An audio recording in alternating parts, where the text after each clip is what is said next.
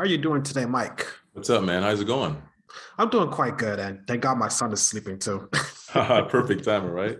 Yes, it is. Let's go ahead and talk about Evil because the last season that I saw was season two, and that cliffhanger really got me on the edge of my seat. So, how much of that will be explored for the upcoming season? Upcoming season is going to be right where we left off.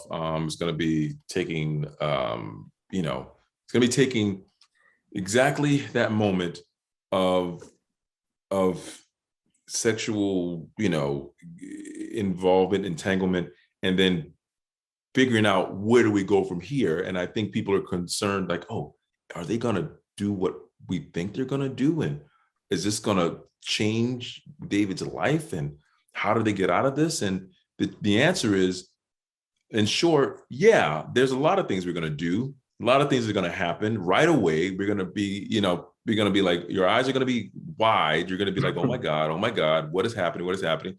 And then there's going to be a huge, shift.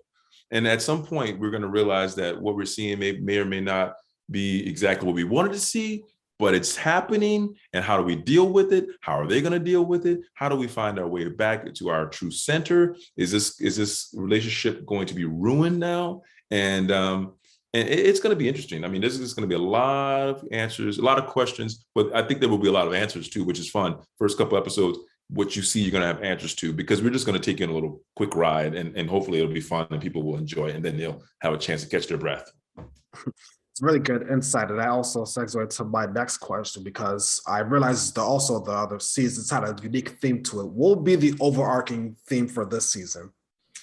I think the overall arcing theme will be temptation. It'll be fun. It'll be sexy, and it will be misleading. There's just all these things that are happening that you really don't know where to put them. But we all are confused, and we don't really know what our positions are. By the time the seasons end, everyone's a little bit shaky on terms of how we see the world, and that's going to be for everyone. So that's what's good about our characters, because we listen to each other and we debate about a lot of things, and because we don't always have the answers, it makes us susceptible to having things happen, and for us trying to explain them. And in doing so, sometimes we rely on information that we normally would never have relied on, but because we have no other answers, we're like, okay, well, if it's not this, if it's not that, then maybe it's this. Oh, yes, especially since these ongoing stories are really fleshed out. So I like the way they're very structured. Like Hmm. that goes also to my next question.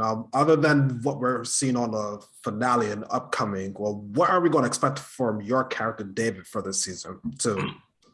David's going to be living a double agent life, working for something called the entity. I think he's going to have a new purpose once he becomes a priest.